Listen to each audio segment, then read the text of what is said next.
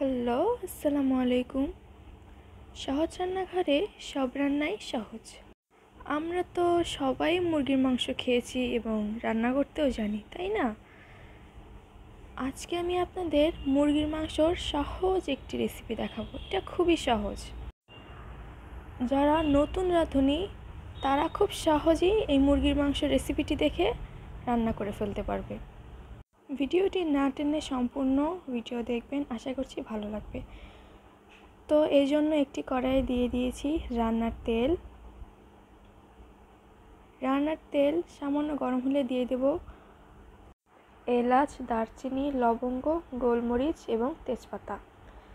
এবার সবগুলো মশলা হালকা একটু ভেজে এর ভিতরে দিয়ে দেব আগে থেকে কেটে ধুয়ে রাখা মুরগির মাংস।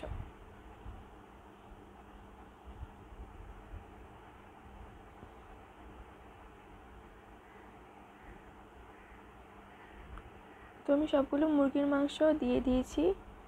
এবারে একটু ভালোভাবে নেড়েচেড়ে হালকাভাবে ভেজে নেব।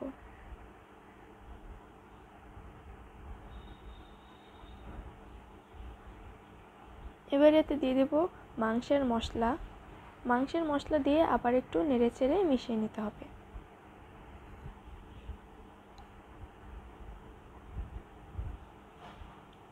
এবারে দিয়ে দেব স্বাদ মতো লবণ দিয়ে আবার ভালোভাবে নেড়েচেড়ে নিতে হবে।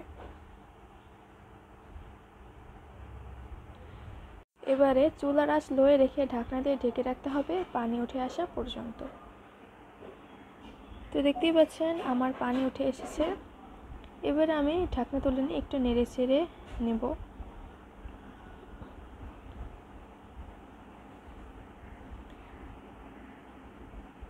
এবারে দিয়ে দেব পেঁয়াজ কুচি দিয়ে আবার একটু নেড়েচেড়ে মিশিয়ে নিতে হবে। এবারে দিয়ে দেব আদা, রসুন, জিরে বাটা।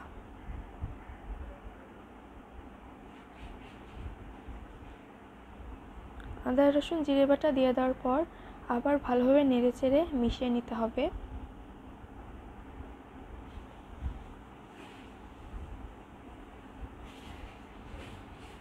তো ভালোভাবে মিশিয়ে নিয়েছি।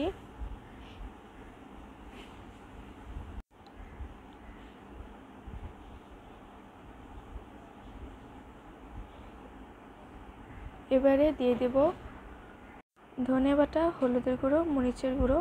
এবার সবগুলো মশলা ভালোভাবে নেড়েচেড়ে মিশিয়ে নিতে হবে।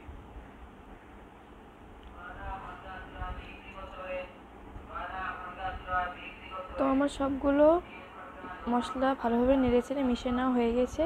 এবারে চুলা লো আঁচে রেখে 2-4 মিনিটের জন্য ঢেকে রাখতে হবে। আর এদিকে একটি কড়াইয়ে আলু ভাজার জন্য দিয়ে দিচ্ছি তেলটা একটু গরম হলে দিয়ে দেব আলু। এরপরে দিয়ে দেব হলুদের গুঁড়ো, সামান্য পরিমাণ লবণ দিয়ে এবারে আবার ভালোভাবে নেড়েচেড়ে ভেজে নিতে হবে।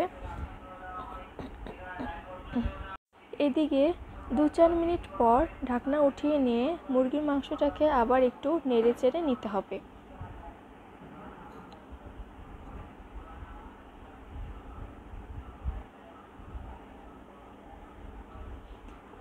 নেড়েচেড়ে আবার ঢাকনা দিয়ে ঢেকে রাখতে হবে। আর এদিকে আমার আলু ভাজা হয়ে গিয়েছে। এবারে আলু ভাজাগুলো মুরগির মাংসের ভিতরে দিয়ে দিতে হবে।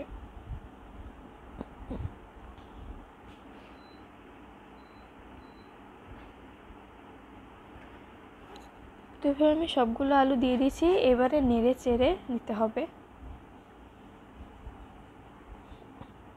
নেড়ে চেড়ে আবার কিছুক্ষণ ঢাকনা দিয়ে ঢেকে রাখতে হবে। এবারে একটু নেড়ে চেড়ে নিতে হবে। নেড়ে চেড়ে নেওয়ার পর ঝোলের জন্য আগে থেকে করে রাখা গরম পানি এখানে দিয়ে দিতে হবে। পানি দেওয়ার পর একটু নেড়ে চেড়ে নিতে হবে। নেড়ে চেড়ে নেওয়ার পর চুলাকে মিডিয়াম আঁচে রেখে ঢেকে রাখতে হবে বলক আসা পর্যন্ত। তো দেখতেই পাচ্ছেন আমার বলক চলে এসেছে। এবারে আরেকটু নেড়েচেড়ে নিতে হবে।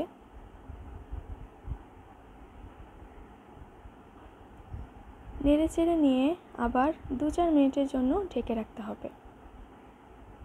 2-4 মিনিট পর ঢাকনা উঠিয়ে নিয়ে এখানে দিয়ে দেব চাট মশলা। চাট মশলা দিয়ে একটু নেড়েচেড়ে নিলেই হয়ে যাবে আমাদের সুস্বাদু আলু দিয়ে মুরগির মাংসের ঝোল। আশা করছি আপনাদের কাছে ভালো লাগবে। কেমন লাগলো অবশ্যই কমেন্ট করে জানাবেন। এই মুরগির মাংসের ঝোলটি ভাত দিয়েও খেতে মজা লাগবে, আবার রুটি দিয়ে খেতেও মজা লাগবে। আপনারা বাসায় ট্রাই না করলে বুঝবেন না। ভালো লাগলে অবশ্যই চ্যানেলটি সাবস্ক্রাইব করে রাখবেন এবং ফেসবুক পেজটি ফলো দিয়ে রাখবেন। ভালো থাকবেন। আল্লাহ হাফেজ। আসসালামু আলাইকুম।